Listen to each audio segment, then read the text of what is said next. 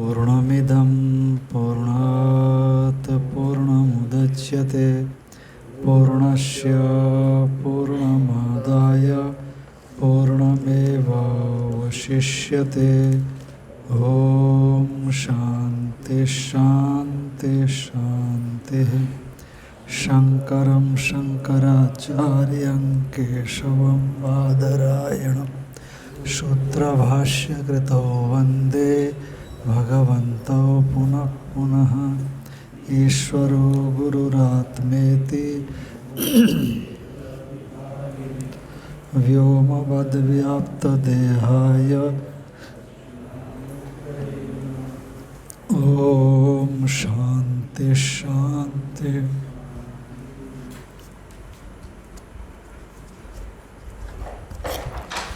श्रीमद् भगवद गीता का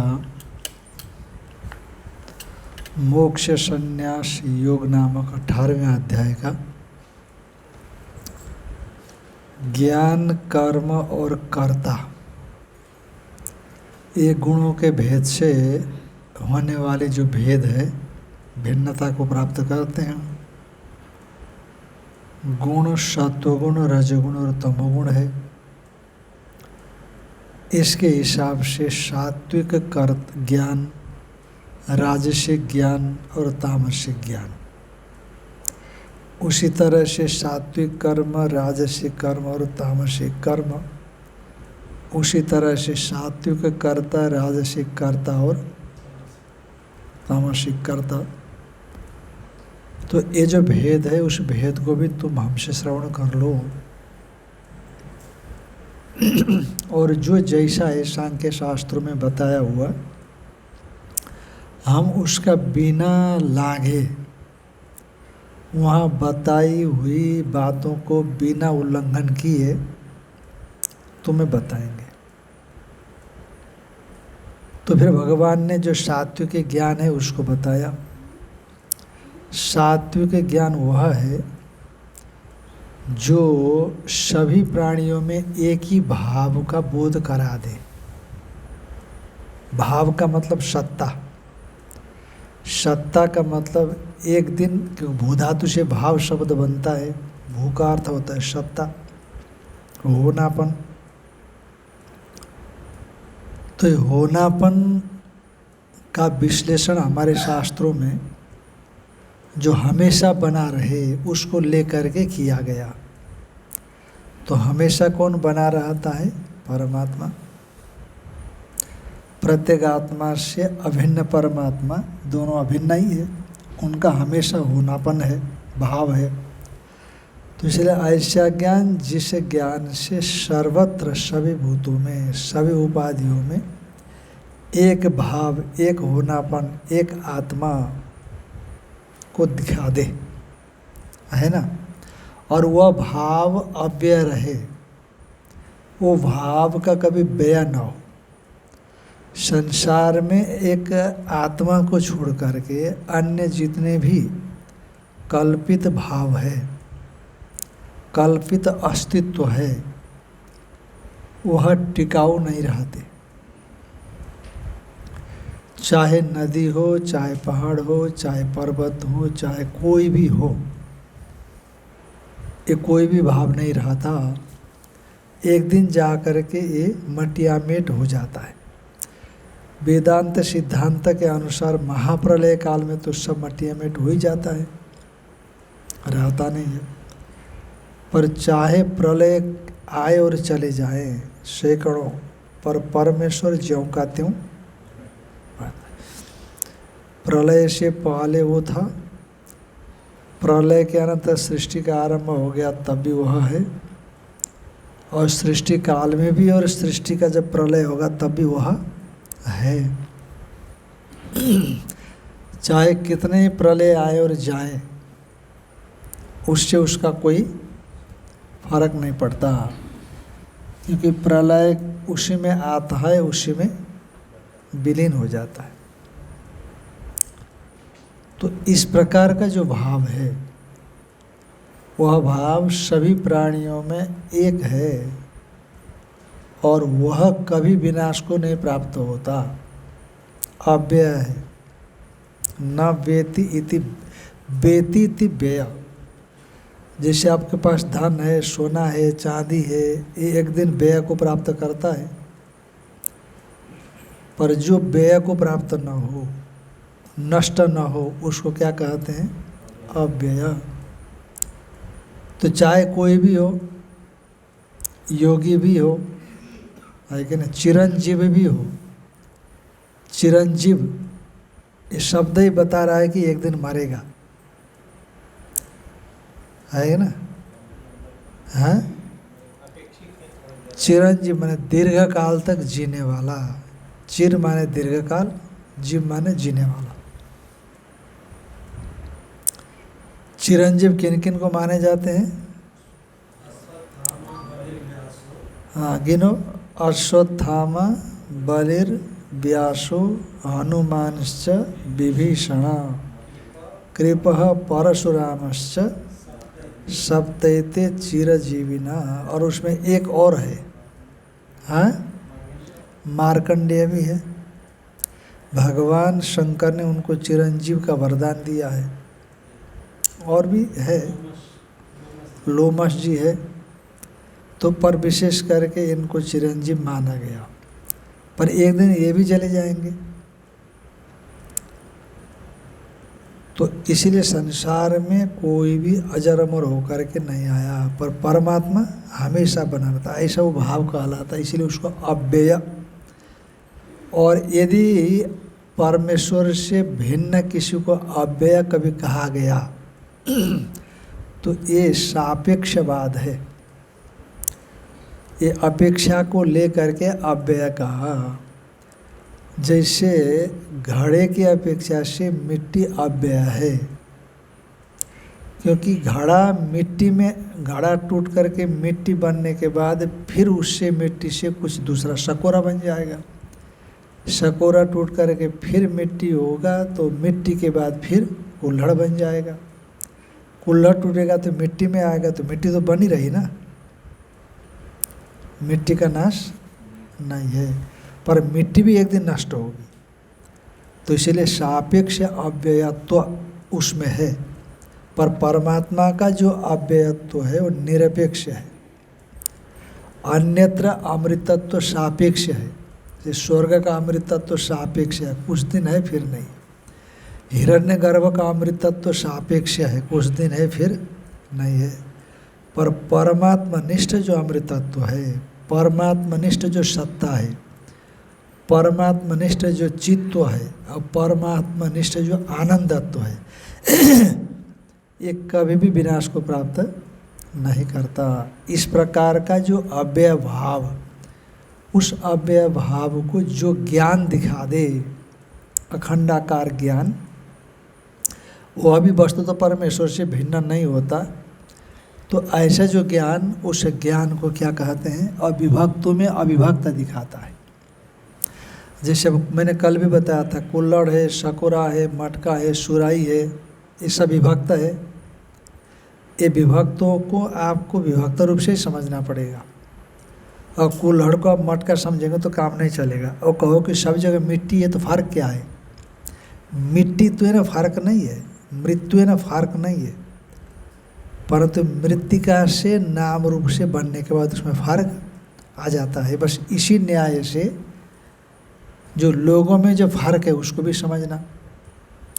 पर हर एक व्यक्ति के भीतर में जो जानने वाला चेतन तत्व है, सत है, उसमें कोई फ़र्क नहीं है। जैसे हर एक मिट्टी के बने हुए बर्तनों में मिट्टी तो है ना, मृत्यु है ना, फ़र्क नहीं है। पर व्यवहार तो आप अलग अलग रूप से करोगे ना है कि नहीं? तो उसी तरह से परमात्मा भी सब जगह एक है, समान रूप से है। उपाधियाँ भले अलग अलग हो, व्यवहार तो उपाधियों से होती है, परमात्मा से नहीं होती। तो इस ज्ञान को विभक्तों में अविभक्त रूप से जो ज्ञान है, उस ज्ञान को क्या कहा दिया? ये ज्ञान आपको परमात्मा तक पहुंचाता है, इसकी विशेषता है। क्योंकि परमात्मा ही गुणातीत है। परमात्मा से पहले गुण में है ना, गुण व्यवहार में है। परमात्मा गुणातीत है, पर परमात्मा से पहले तक साधन काल में वो कैसा है, गुणों के भीतर में है, क्योंकि गुण साधन तो अंतःकरण से ही होगा, तो इसलिए सात्विक कह दिया। उत्कृष्ट सात्विकत्व तो इसमें है, इस प्रकार का ज्ञान। और ये भी थोड़ा क्योंकि मोटे तौर पर कहा दिया, ध्यान रखना, तो ये सात्विकता में भी श्रेणियाँ है, स्तर है, कैटेगरी है सात्विक में भी।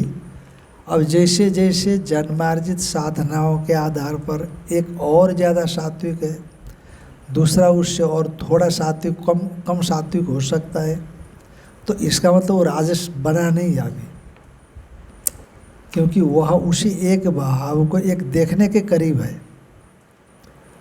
और दूसरा और थोड़ा दूरी में है, तीसरा और प्रयास कर रहा है। तो पहला दूसरा तीसरा एक ग्रुप है, समझ लो। ये भी एक व्यक्ति नहीं है, ग्रुप समुदाय है ये। तो जैसे ग्रुप में कितने भी हो सकते हैं, तो उसी तरह से पहला जो ग्रुप सात्विक का है उसमें कुछ भी कितने भी हो सकते हैं, और वो हाई लेवल का ग्रुप है वो, और दूसरा ग्रुप उससे थोड़ा नीचे का है, तीसरा। अब कितने ग्रुप भी हो सकते हैं जब तक राजस तक नहीं आते। तो इस प्रकार का जो ज्ञान है उस ज्ञान को क्या कहते हैं, सात्विक ज्ञान। अब राजस ज्ञान क्या है और तामस ज्ञान क्या है, तो अब बताएंगे कि राजस और तामस ज्ञान ये हेय है, त्याज्य है, अग्राह्य है, परित्याग किए जाने योग्य है।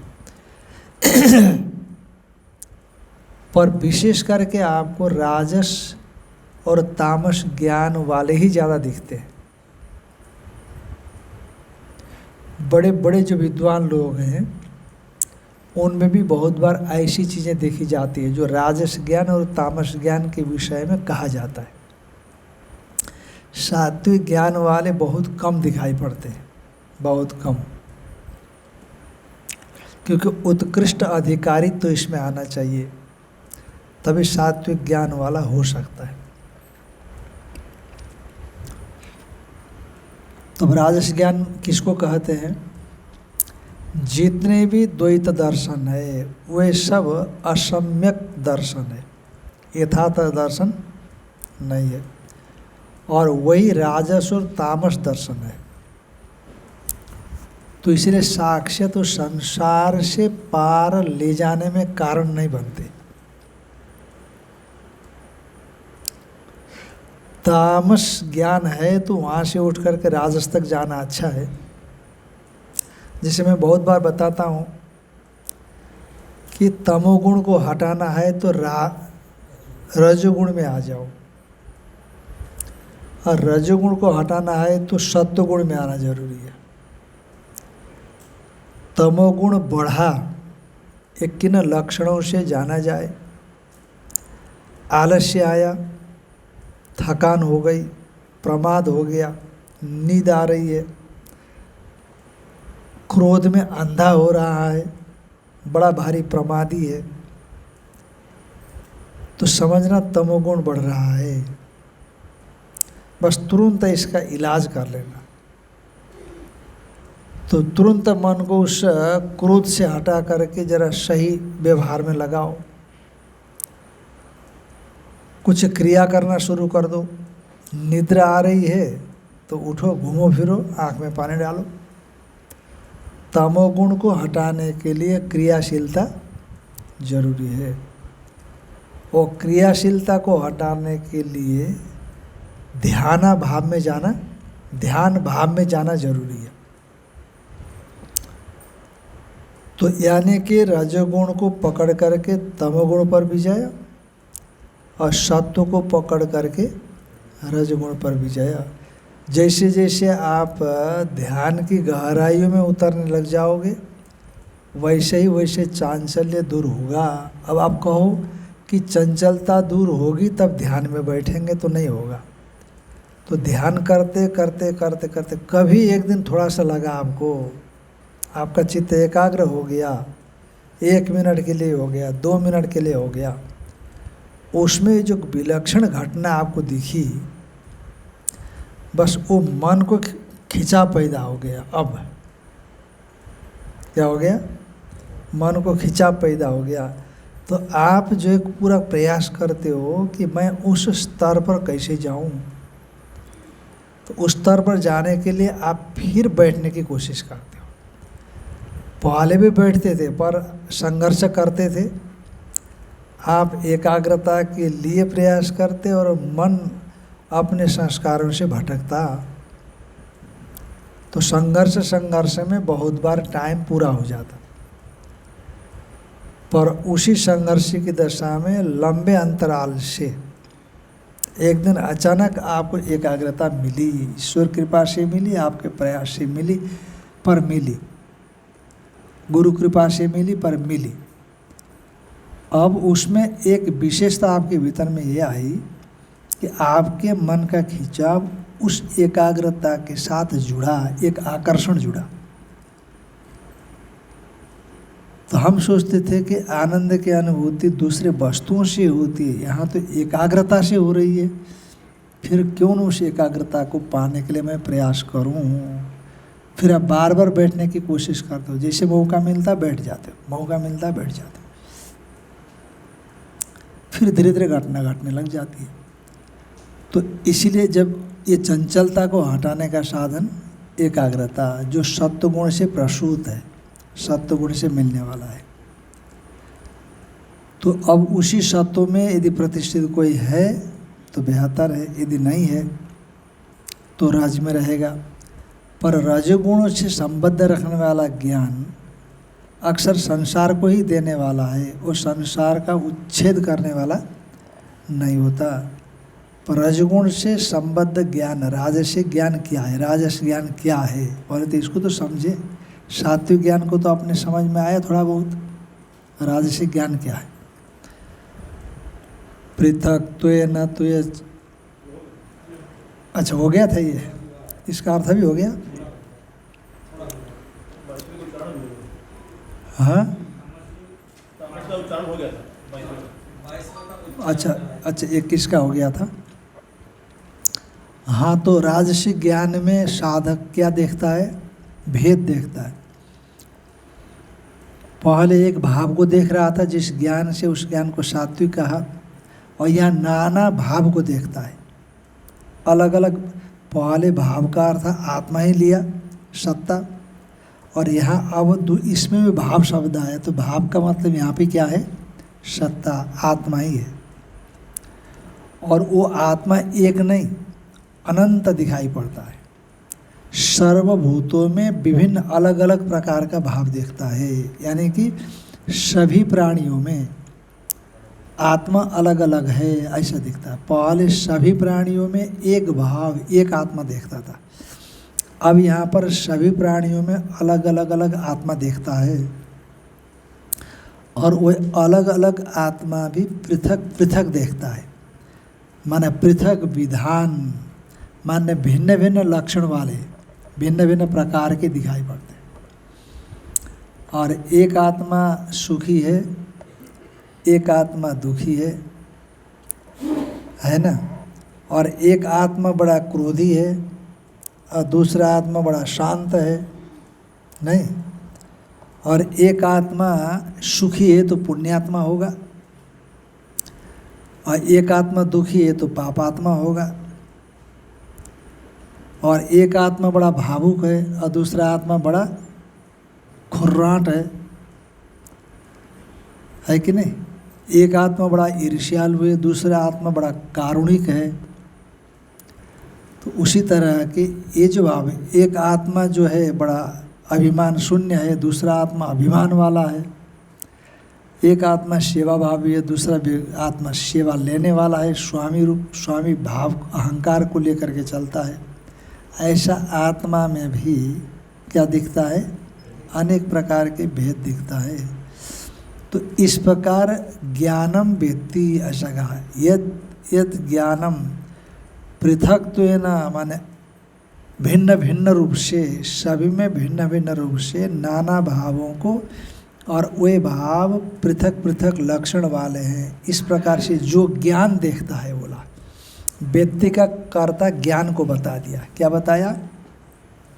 व्यक्ति का कर्ता माने व्यक्ति का कर्ता माने व्यक्ति माने जानता है, इसका कर्ता ज्ञान को बताया। पर ज्ञान तो जानता नहीं, व्यक्ति ज्ञान से जानता है कि नहीं?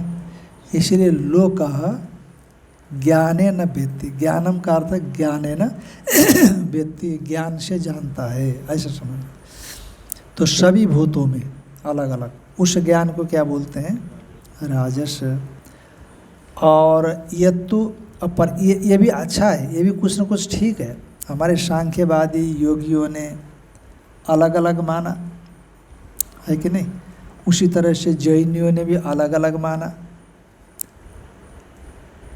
जैनियों ने भी अलग माना आत्मा को, शरीर से भिन्न ही माना, अलग माना। ये भी शरीर से भिन्न मान रहे हैं और अलग भी मान रहे हैं।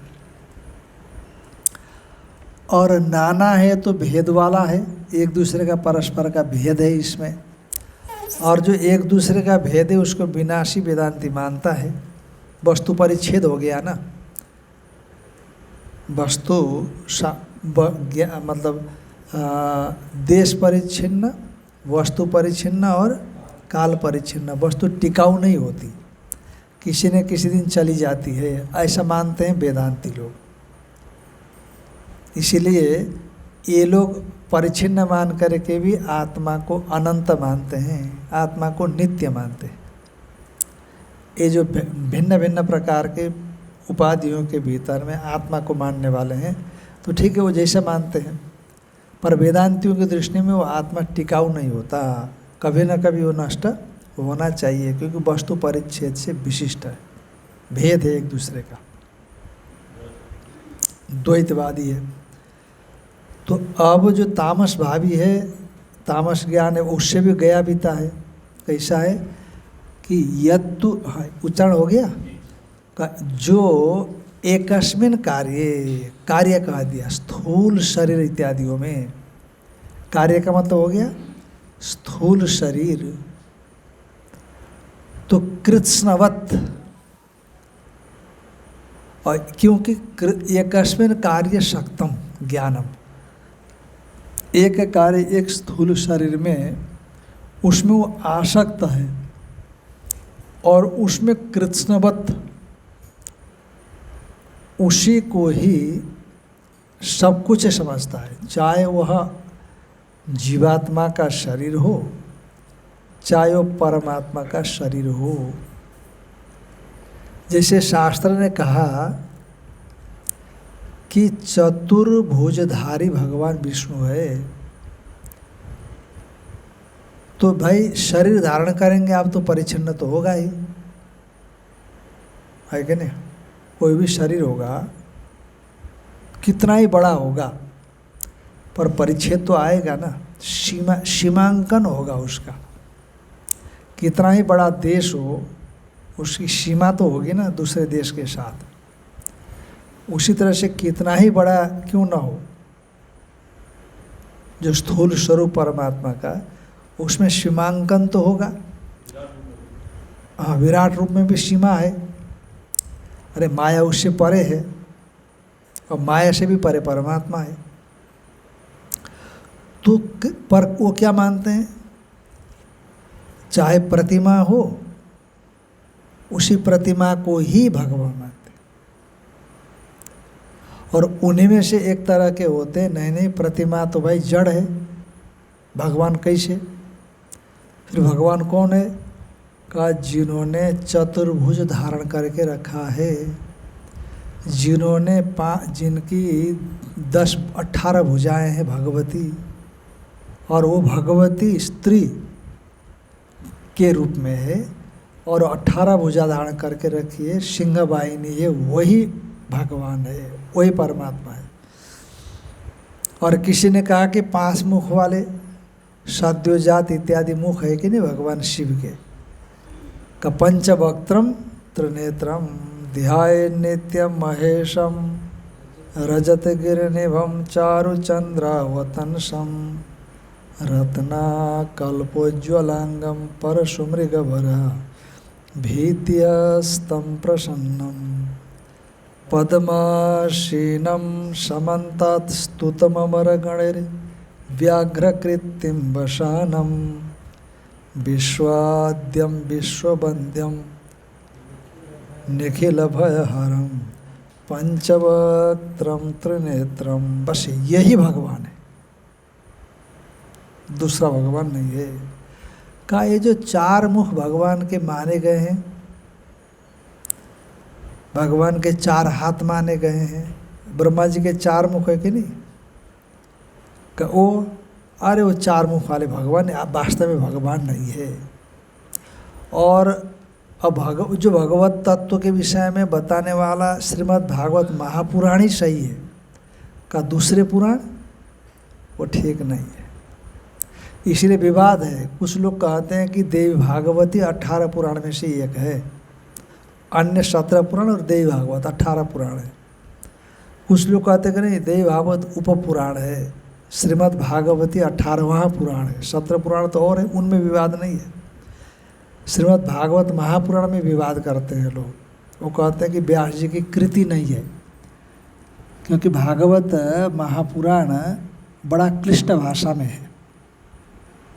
अन्य जितने भी पुराणे 17 पुराण बड़े सरल सहज सुमधुर भाषा में है, पर भागवत की भाषा क्लिष्ट है। दक्षिण के किसी पंडित ने लिख करके एक पुराण के रूप में उनको दे दिया। पर चाहे कुछ भी हो, भागवत का जो विषय वस्तु है किसी भी पुराण से कोई कम नहीं है। उसकी विशेषता वैशिष्ट्य अपनी जगह पर है ही। पर कहने भागवत पुराण ही सही है और दूसरे पुराण गलत, और कृष्ण का स्वरूप ही सही है और दूसरे का गलत। माने जितने आकार नाम रूप है बस उसी को क्या मानते हैं? भगवान मानते हैं। ध्यान में आए कि नहीं? अक्सर करके वृंदावन इत्यादि में ये देखने को मिलता है, अक्सर करके। तो यानी सात्विक गुण, सात्विक ज्ञान से भगवान के यथार्थ स्वरूप जो सभी जगह पर व्याप्त है वो जाना जाता है, और राजसिक ज्ञान से अलग अलग जगह पर स्थित परमेश्वर के स्वरूप को जाना जाता है। और जो तामसिक ज्ञान है, या तो प्रतिमा में ही भगवान देखेगा, और प्रतिमा में देखेगा, पूजा करके बाहर आएगा, और नाश्ता करने बैठेगा तो नौकर के लिए जली रोटी भेज देगा और अपने लिए अच्छी रोटी खाएगा। ऐसा भेद पहले बहुत हुआ करता था। जैसे जमींदारी प्रथा हुआ करती थी ना, जमींदार हुआ करते थे, तो उनके यहाँ ऐसा होता था। तो इसीलिए सबके भीतर में परमात्मा नहीं देखता। अब यहाँ जैसे सात्विक ज्ञान वेदांत प्रतिपादन करता है कि चाहे नौकर हो चाहे कोई भी हो, यद्यपि भेद तो होगा ही, है ना, पर भय से तो आप दाल चावल रोटी सब्जी लेकर के नहीं जाएंगे, क्योंकि सबको पता है कि भैंस का ये भोजन उसका घास भोजन है, चारा भोजन है। पर मनुष्य में तो यदि हम अच्छा माल उड़ाएंगे तो नौकर भी तो खा सकता है कि नहीं? और मेरे भीतर में परमेश्वर का वो एक भाव बैठा है, तो उसके भीतर में भी बैठा है, एक सोचने के लिए मजबूर कर सकता है, विवेकी के लिए, है कि नहीं? पर ये तामसी ऐसा नहीं बोलता, प्रतिमा ही भगवान है बस। बहुत से लोग, और हाँ, उनको फल नहीं मिलता ऐसा नहीं, मिलता है फल भी, पर उनको छोटा छोटा मिलता है। और अहेतुकम, पर यदि कहो कि भाई समझ लो कि यदि पंचवक्त्र भगवान शंकर ही यथार्थ में भगवान है, तो चतुर्मुख वाला ब्रह्म भगवान क्यों नहीं? चार हाथ वाला विष्णु भगवान क्यों नहीं? है ना? ऐसा क्यों नहीं होता? इसमें आप कोई तर्क नहीं दे सकते। तो कहते नहीं, यही है, ऐसा ही है, यही बात है। इसलिए अहेतुकम हेतु शून्य कुतर्क करते, हेतु शून्य कुतर्क करते, झगड़ पड़ते हैं फिर। ऐसा है भागवत में करके। और अतत्वार्थबद्ध, यथार्थ वस्तु को जो बताने वाला यथार्थ जो वस्तु होती है, जो ज्ञान से जानी जाती है, उसको तत्व बोला जाता है। और तत्वार्थ का मतलब तत्वार्थ, तत्व संबंधी यथार्थ भान, जिस ज्ञान से जिसका बोध हो, तत्वार्थ। और अतत्वार्थ का मतलब तत्वार्थ यथार्थ परता है ना, यथार्थ परता जिस ज्ञान में न हो, वो अतत्वार्थ। ऐसे ज्ञान को अतत्वार्थवत माने, जो सम्यक भाव को बताने वाला न हो और बल्कि उल्टी चीज़ों को बता देने वाला हो। तो अतत्व अर्थ को बताने वाला ज्ञान को अतत्वार्थवत ऐसा कहते हैं। उस ज्ञान को, कौन ज्ञान? तामस। ये तामस में चला जाएगा। कृत्स्नवत शक्तम अहेतुकम अतत्वार्थवत अल्पम तत्तामसम। ये तामस के विशेषण है। विशेषण समझते हैं? उसको इंग्लिश में एडजेक्टिव कहते हैं। क्या बोलते हैं? एडजेक्टिव कहते हैं। तो जैसे एक व्यक्ति में कईयों विशेषण लगाए जाते हैं। एक व्यक्ति में, जैसे मान लो कुमारानंद जी हमारे, ये महात्मा जी, इनका नाम कुमारानंद जी है। अब इनका कुमारानंद कह दिया आपने, ये तो नाम हो गया शरीर का। दाढ़ी वाले कुमारानंद जी है कि नहीं, और लंबे चौड़े कुमारानंद जी, हाँ, और पदवाक्य प्रमाण पारा बारिण कुमारानंद जी, श्रोत्रिय ब्रह्मनिष्ठ कुमारानंद जी है कि नहीं, यतिकुल तिलक कुमारानंद जी। हंसने क्यों लगे आप? हैं? ये तो शरीर की बात हो रही है, आप हंस रहे हो तो फिर मज़ा ले रहे हो। आप मज़ा ले रहे हो शरीर का, आपके शरीर की बात। तो अब इसको बोलते हैं एडजेक्टिव, विशेषण। तो उसी तरह से तामस ज्ञान के विशेषण है। कौन कौन से? कृत्स्नवत, बस वो जितना प्रतिमा है, बस वही प्रतिमा भर भगवान है। इसलिए जो अपने को आस्तिक मानते हैं, पूजा करके जब मंदिर से निकलते हैं, उतने देर तक वो ठीक रहेंगे। बड़ा भारी धोती पहन लेंगे, कुर्ता पहन लेंगे, लंबा तिलक लगाएंगे, लंबी माला वाला पहन करके, सफ़ेद चकमकाते हुए कपड़े, क्या बोलते हैं, जगमगाते हुए कपड़े, और माला भी पहन लेते हैं सब। और फिर मंत्र भी बोलते हैं। ऐसा नहीं मंत्र नहीं बोलते, श्लोक बोलते हुए आते हैं। त्वमेव कृष्णम त्वदीय पद पंकज पंजरांते। और कोई सामने से आएगा तो पैर छूने भी नहीं देंगे, इधर उधर दूर करो, दूर रहो, दूर रहो। और फिर धोती आकर के धोती हटाएंगे, कुर्ता हटाएंगे, पैंट वैंट पहन लेंगे, फिर वही करने लगेंगे जो पहले से करते हैं। ध्यान में है कि नहीं? हाँ, अतिमानव क्या है? आसुरी संपदा का क्या लक्षण है? दंभो दर्पोभिमानश्च क्रोध पारुष्यमेव च अज्ञानम चाभिजातस्य पार्थ संपदम आसुरीम। हैं? फिर वैसे शुरू करते, फिर उनकी योजना बनती है, गुंडे पाले हुए रहते, पाले करे, फिर योजना बनती है, ये करना है, ये करना है, ऐसा करना, वैसा करना। उनको पाप जैसा नहीं लगता कि भगवान को भजन कर दिया हमने, हो गया। ये या पहले वाले राजस, ये ज़्यादा देखे जाते हैं।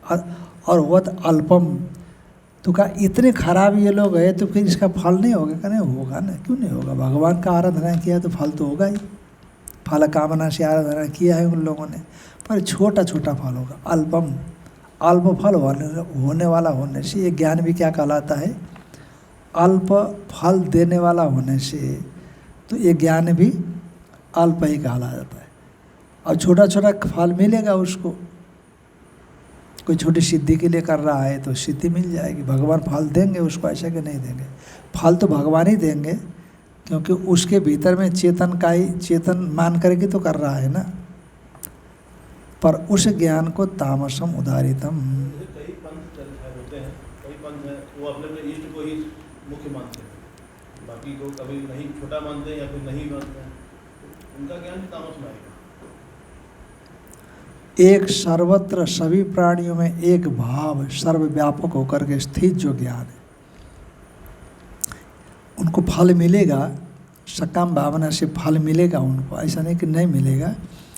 परंतु एक चीज़ है ना, जैसे मान लीजिए आपको एक ऑफिस में आप जा रहे हो, कलेक्टर ऑफिस में, तो आपको डीएम को मिलना है और उसका जो पीए है, पीए से मिलना है, या उसका जो चौकीदार होता है उससे मिलना है। तो चौकीदार से आप थोड़ा जल्दी मिल सकते हो, पीए से थोड़ा देरी में मिल सकते हो, पर डीएम से मिलना है तो और समय लगता है, कमिश्नर से मिलना हो तो और समय लग सकता है, और सचिव से मिलना हो तो मुख्य प्रमुख सचिव से, मुख्य सचिव से, मुख्यमंत्री से, प्रधानमंत्री से, समय सापेक्ष मिलन है कि नहीं, इसमें तुरंत नहीं होता। पर आप प्रयास करते तो प्रयास का फल होने लगता है। चौकीदार से मिलना रूपी फल जल्दी हो जाएगा, का साहब से मिला दो भैया, और थोड़ा सा धीरे से पकड़ा दिया 500 1000 का नोट, 1000 का नोट तो रहा नहीं कि है, अभी नहीं है ना, 2000 का नोट तो अभी चला गया, तो धीरे से उसको पकड़ा दिया। तो फिर इधर से कहीं तिगड़म जो बैठता, तिगड़म बोलते हैं ना, जुगाड़, तो जुगाड़ लगा करके करा देता है। पर वो जो है उसके साथ मिलने में जल्दी है, छोटा फल है वो। तो उसी तरह से तामस और राजस, तामस का फल और जल्दी होता है और राजस का फल और देरी से होता है, पर सत्व का फल और देरी से होता है, क्योंकि सत्व से प्राप्त होने वाला फल इतना विशाल है, इतना बड़ा है कि नहीं। साधन भी तो ऐसे ही चाहिए ना, तो उस प्रकार का साधन करे तो होता है।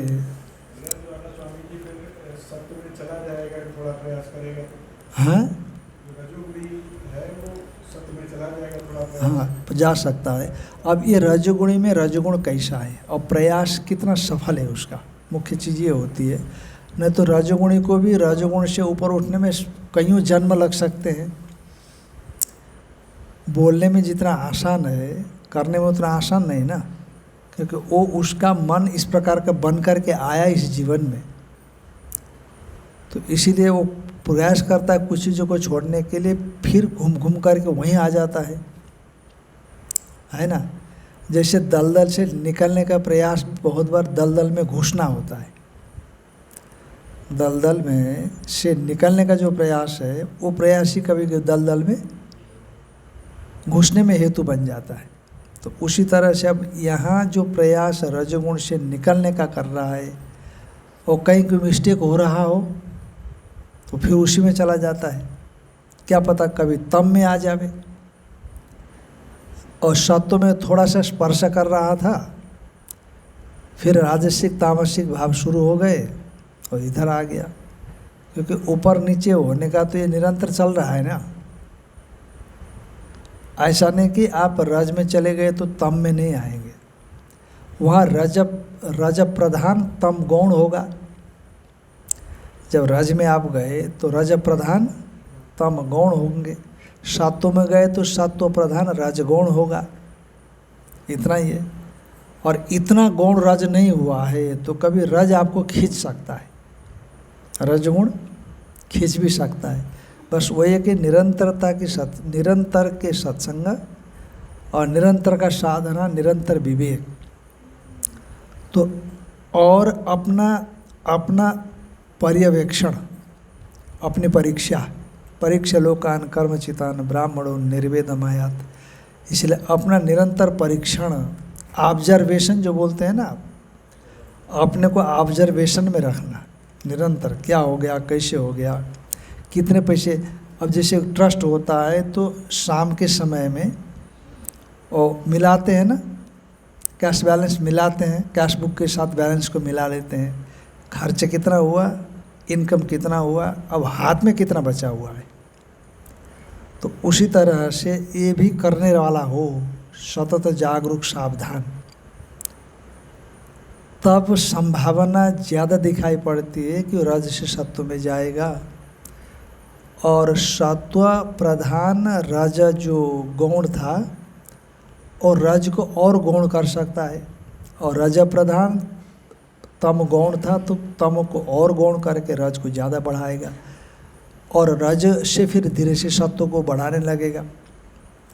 तो अभी तो क्या तम प्रधान व्यक्ति में सत्व और रज गौण है, रज प्रधान में सत्व और तम गौण है, और जो सत्व प्रधान हो चुका है उसमें रज और तम गौण है। तो चलिए जैसे 17 अध्याय में कहीं पर भगवान ने कहा है तो उस प्रकार की स्थितियां पैदा होती हैं। इसलिए ये मान करके नहीं चलना कि तम में आ गया और रज में आ गया तो तम में नहीं जाएगा, और सत्व में गया तो रज में नहीं आएगा, और सत्व में कदम ही रखने के करीब होगा, या थोड़ा बहुत गया क्योंकि ज्ञान तो नहीं हुआ है ना, ज्ञान नहीं हुआ तो रस तो उसको मिल ही रहा है। हाँ, जो ये शास्त्र जानता है तामस है या राजस है सात्विक है, तभी तो वो आगे बढ़ने के लिए प्रेरित होगा। और 99% लोग शास्त्र ही नहीं जानते हैं। हाँ। पास हम पूजा कर रहे हैं, काष्ठा आदि का तामस है, इससे उठना है, ये उनको कैसे मार्गदर्शन मिलेगा?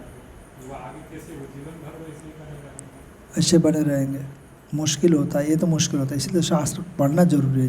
जानकारी नहीं उनको, और स्वाभाविक रूप से जो सत्य इत्यादि का व्यवहार होता था वो भी नहीं हो पाता बहुत बार, इसलिए राग द्वेष बराबर बना ही रहता है। राग द्वेष ये हमारे लिए नुकसानदायक है, बहुत बार ये पता ही नहीं होता, और इसको मिटाया जाना चाहिए ये भी नहीं रहता।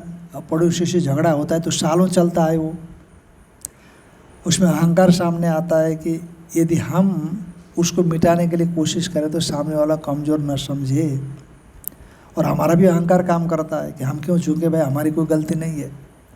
अच्छा, आपकी गलती भी होगी तो आपकी बुद्धि ऐसा प्रस्तुत कर देगी कि आपकी कोई गलती नहीं थी, और फिर ये सोचे कि गलती आपकी भी होगी तो वहाँ से गलती निकालने की कोशिश करती है, और ये तर्क दे करके कि हाँ गलती उन्हीं की है।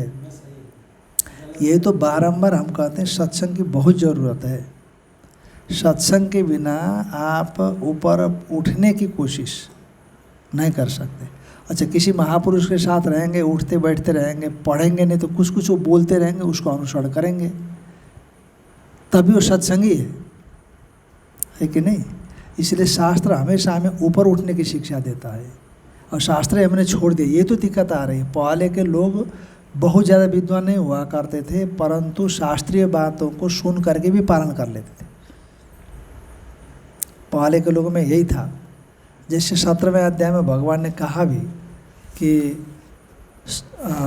17वें अध्याय में ये कहा कि बड़ा सुंदर श्लोक दिया है, 17वें अध्याय के आरंभ में ही है।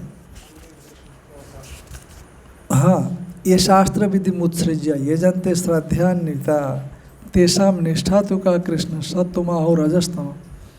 जो शास्त्र विधि को तो त्याग देंगे पर श्रद्धा पूर्वक यजन कर रहे हैं, का शास्त्र मैंने शास्त्र विधि को छोड़ दिया पर श्रद्धा पूर्वक सुन करके कर रहे हैं। वो ध्यान में आए कि नहीं? शास्त्र विधि को छोड़ दिया पर श्रद्धा से यजन कैसे करते हैं? का सुना है, गुरु परंपरा है। वहाँ पर आचार्य ब्राह्मण जो होते थे पहले, पंडित लोग बुलाए जाते थे, वो लोग बोलते थे कि ऐसा नहीं करना ऐसा करना, तो उसको वैसा ही अनुसरण करते। बीच में कोई गलती भी हो जाती, ऐसा नहीं कि गलती नहीं हो जाती, और उसका पालन करने का पूरा प्रयास करते थे। अब चूँकि पंडित भी वैसे नहीं रहे और पंडितों के प्रति श्रद्धा करने वाले भी ऐसे नहीं रहे, इसलिए पंडित जी कुछ बोलते हैं, पंडित जी कहते हैं कि यहाँ दक्षिणा चढ़ाओ। लगता है कि पंडित जो दक्षिणा की बात करता है बार बार, ना बोले तो अच्छा होता, दक्षिणा न बोलें और पंडित जी न कहें। अब वो मजबूरी है कि वहाँ पर विधि में दक्षिणा आई है, नहीं बोलेगा तो दोष लगेगा, अब बोलेगा तो जजमानी छूटने का डर भी रहता है। कितने बार पंडित को जजमान बार बार दक्षिणा के लिए बोल रहा है, पंडित बार बार दक्षिणा के लिए बोल रहा है, तो पंडित भी बड़ा उधेड़पुर में चला जाता है, बोले कि ना बोले, और नहीं बोलेगा तो विधि पूरी नहीं होगी, बोलेगा तो जजमान नाराज हो जाएगा। इसलिए पंडित बोलता है कि भले ही 1 रुपया चढ़ाओ, क्योंकि शास्त्रीय विधान हमें हमेशा ऊपर की ओर ले जाने के लिए है, और शास्त्रीय पद्धतियों को शास्त्रीय पद्धति से ही समझना पड़ता है। यदि नहीं आप उसमें दिमाग लगाओगे, हाँ समझने के लिए दिमाग लगाओ, शास्त्र ऐसा क्यों बोलता है, काटने के लिए नहीं। काटने के लिए दिमाग लगाओगे तो शास्त्र की बात आप काट सकते हो, पर तथ्य क्या है, लोकोत्तर चीज़ है ना ये। स्वर्ग के विषय में आप यहाँ भले ही काट दो, है ना। जैसे मान लो एक गायत्री संस्कार के बाद एक गायत्री मंत्र पढ़ सकता है, वेद पढ़ सकता है, तो गायत्री संस्कार है माने जनेऊ संस्कार या उपनयन संस्कार, उससे पहले क्यों नहीं पढ़ सकता। आपकी युक्ति भी तो सही है।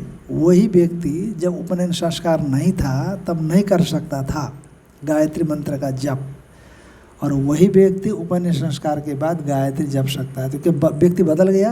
आप तर्क दोगे कि व्यक्ति बदल गया? क्या एक तागा पहनने से, एक चोटी रख देने से क्या वो अधिकार आ जाता है? भाई शास्त्र ही बोलता अधिकार आ जाता है, तो हम क्या कर सकते हैं, है कि नहीं। आपने ग्रेजुएशन कर लिया, एक विश्वविद्यालय ने कागज़ पकड़ा दिया आपको कि आपने ग्रेजुएशन कर लिया, आप स्नातक हो गए, तो आप स्नातक हो गए क्या? हो गए? बोलो, हो तो गए।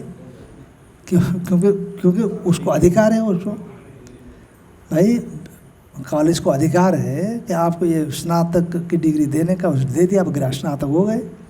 उसी तरह से शास्त्र को अधिकार है लोकोत्तर क्या कर इस विषय में कि क्या करना है क्या नहीं करना है।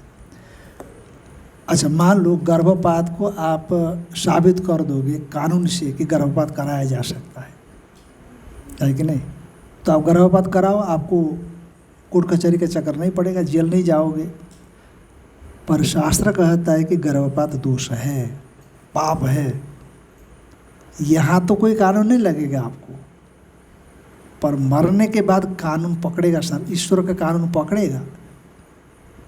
यदि पुरुष प्रेरित करता है पत्नी को गर्भपात कराने के लिए, या पत्नी स्वयं चाहती है कि गर्भपात हो जाए, तो ईश्वर का कानून पकड़ेगा, उसको छोड़ेगा नहीं। कहते कैसे आप कह रहे हो? शास्त्र कह रहा है हमारे पास, क्योंकि हमारे पास 3 प्रमाण है, प्रत्यक्ष, अनुमान और शास्त्र। प्रत्यक्ष अनुमान से हम नहीं बोल सकते, प्रत्यक्ष में तो कानून ने आपको बरी कर दिया है कि नहीं, कानून ने आपको छोड़ दे दिया है। तो प्रत्यक्ष में है तो अनुमान भी कोई बात नहीं, ठीक है अनुमान का, पर शास्त्र कहता है नहीं, भ्रूण हत्या महापाप है। महापाप तो नहीं, उपपातक है। गौ हत्या उपपातक है, और 4-5 प्रकार के जो पाप है उनको महापातक के रूप में गिना है। तो इसीलिए पाप है, पुण्य है, लोकांतर है, परमात्मा है, ब्रह्म है, ईश्वर है, ये सब बिना आप शास्त्र को नहीं जान सकते हो। शास्त्र चाहिए, उसमें शास्त्र विधान का अनुसरण करना जरूरी है। यदि आप नहीं करते हैं तो आप दोष के भागी जरूर बनेंगे, इसमें कोई दो राय नहीं है। इसीलिए हमारी आध्यात्मिक उन्नति नहीं होती। तत्तामसमुदारितम, इसीलिए तामसानाम प्राणम अविवेकीनाम, इस प्रकार का ज्ञान होता है।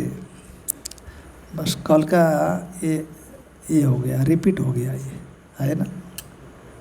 हाँ हाँ तामसिक इतना ही हो गया, अब आज इतना ही रख लेते हैं। ओम